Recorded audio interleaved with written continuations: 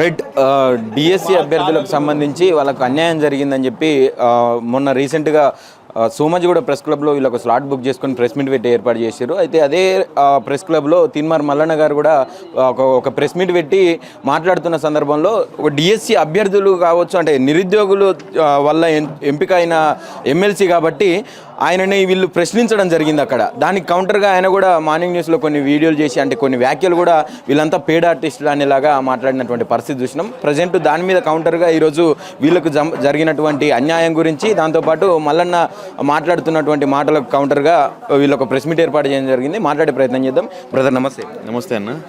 ఏం జరుగుతా ఉన్నది అసలు? తీన్మార్ మల్లనేమో మీరందరూ కావాల్సుకొని అడ్డుకున్నారు. బీసీ వాదాన్ని ముఖ్యంగా బదనాం చేయడానికి, డిస్టర్బ్ చేయడానికి ఆయన మీటింగ్ని మీరందరూ పోయిర్రు అని చెప్పి కొంతమంది పైసలు వేసి మిమ్మల్ని దోలిర్రు అని చెప్పి మాట్లాడుతూ ఉన్నారు. ఏం చెప్పదలుచుకున్నారు? వాస్తవానికన్నా ఒక గ్రూప్ పెట్టారు. ఆ గ్రూప్లో 340 మంది ఉన్నారు. దాంట్లో రాకేష్ రెడ్డి గారు ఉన్నారు, ఎవరెవరో ఉన్నారు. నేను సాయం చేస్తుంటే నేను కూడా 100 రూపాయలు సాయం చేశాను. అంత మాత్రాన 3,000 తోటి వాళ్ళ సభను చేయలేము కదా. 3,000తో అయిపోయేదా? వాస్తవానికి అక్కడ జరిగిన విషయం ఏంటంటే అది మా స్లాటు. డిఎస్సి స్పోర్ట్స్ కోటాలో అన్యాయం జరిగిందని చెప్పేసి మేము స్లాట్ బుక్ చేసుకుంటే మా స్లాట్ను కూడా దొంగలిచ్చే ప్రయత్నం చేశారు.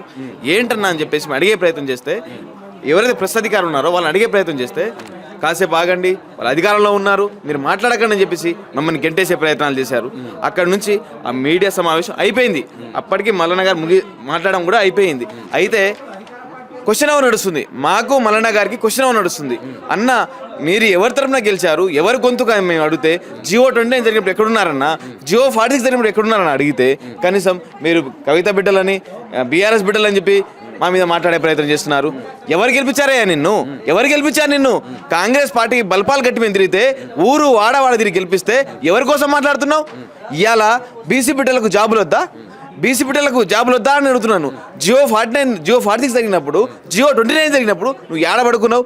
మీ బీసీ బిడ్డలు రోడ్డు మీదకి వచ్చి అన్యాయం జరిగిందని మాట్లాడుతుంటే, అప్పుడు ఒక వీడియో కూడా, ఒక మీడియా సమావేశం కూడా, ఒక ప్రసంగం కూడా మాట్లాడిన వ్యక్తి ఇలా నువ్వు బీసీ గురించి మాట్లాడుతున్నావు. నువ్వు ఎవరి తరపున గెలిపించావు? బీసీల మీటింగ్ని అడ్డుకోవడానికి వచ్చిర్రు వీళ్ళంతా కూడా అని చెప్పి మాట్లాడుతూ ఉన్నాడు కదా అన్న. బీసీలకు మాకు సంబంధం ఏందన్నా? మేము గెలిపించావు నిన్ను. ఫస్ట్ మా అమ్ముడు, నేను ఎస్టీ బిడ్డ. మా ఇతను ఎవరైతే అన్యాయం జరిగిందో అతను బీసీ బిడ్డే కదా, ఆయన గురించి మాట్లాడచ్చు కదా. ఆయన గురించి మాట్లాడకుండా ఇలా బీసీ సమావేశాన్ని అడ్డుకున్నారని మాట్లాడుతున్నారు. ఎవరి గొంతుగా మీరు ఇలా గ్రాడ్యుయేట్స్ వాళ్ళు మిమ్మల్ని గెలిపించారు, మా గురించి మాట్లాడాలి. ఎప్పుడైనా శాసన మండలిలోనైనా 2 లక్షల ఉద్యోగాల భర్తీ కోసం కానీ, లేకపోతే జాబ్ క్యాండిడేట్ గురించి కానీ మాట్లాడారా? మాట్లాడలేదు. ఎప్పుడు బీసీ అని చెప్పి మాట్లాడుతున్నారు.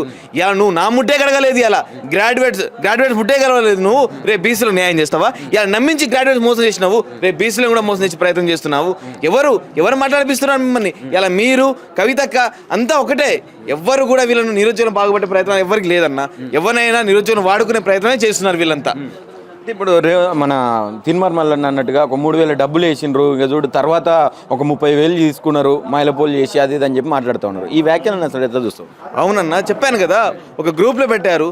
ఒక గ్రూప్ పెడితే దాంట్లో రాకేష్ గారు 3,000 ఇచ్చారు, నేను 100 రూపాయలు ఇచ్చాను, మా ఫ్రెండ్ 150 రూపాయలు ఇచ్చారు. అంత మాత్రాన 3,000 4,000 తోటి మీ సభను అడ్డుకునే ప్రయత్నం. ఎవరు ఆధారాలు ఉన్నాయా? నీలాగా కోట్లు బ్లాక్మెయిల్ చేసి ఎక్కడ తీసుకోలేదు.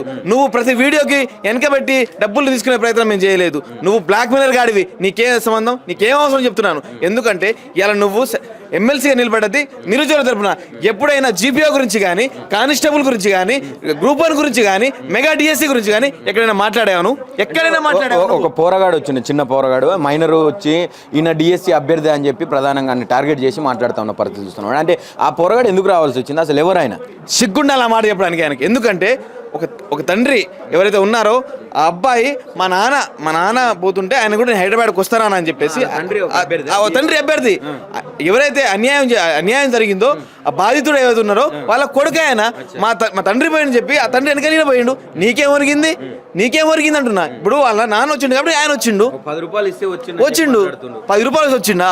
నువ్వు ఇచ్చినా 10 రూపాయలు నీ లెక్క అనుకుంటున్నావా? నువ్వు లక్షలు ఏడ తీసుకుంటున్నావు? ఇలా మా గురించి మాట్లాడమంటే, ఏ శాసన మండలిలో నిరుద్యోగులతో మాట్లాడంటే లక్షలు అడుగుతావు నువ్వు, కోట్లు అడుగుతావు నువ్వు. మా గురించి ఎందుకు మాట్లాడవు? ఎవరు గెలిపించారు నిన్ను? ఇలా కాంట్రాక్ట్ అవుట్సోర్స్ గురించి మాట్లాడండి, జీపీఎల గురించి మాట్లాడండి, గ్రూప్ 1 సమస్య గురించి మాట్లాడండి. ఏం నీకు లేదు. ఎంతసేపు బీసీలు. ఫస్ట్ మా ముడ్డి గడవయ్యా నువ్వు. ఎందుకంటే మేము గెలిపించావు, నిన్ను ఎవరు గెలిపలేదు, మేము గెలిపించాం. నువ్వు మమ్మల్నే మోసం చేసినావు, రేపు బీసీలను మోసం చేస్తావు. కాబట్టి ఇలాంటి బీసీ కులహంకారాన్ని ఎవరు నమ్మే ప్రసక్తి లేదని చెప్పి కోరుతున్నా. Thank you. Thank you.